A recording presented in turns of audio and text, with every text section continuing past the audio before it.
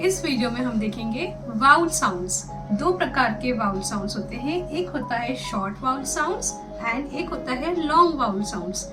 तो अब मैं आपको बताऊंगी कि ये साउंड्स कैसे होते हैं।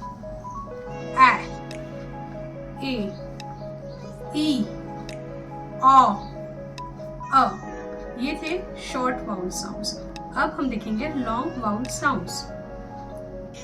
ए, ई, आई, ओ, यू। अब हम इन दोनों को कंपेयर करेंगे। A, E, I, O, U. अब हम इन वोवल साउंड्स का वर्ड्स में यूज देखेंगे। ब, ए, ट, बैट। ब, ए, ट, बैट। ब, ई, ट, बिट। ब, अ, ट, बॉट। ब, अ, ट, बट। अब हम लॉन्ग वाउल साउंड्स को देखेंगे एग्जाम्पल के साथ।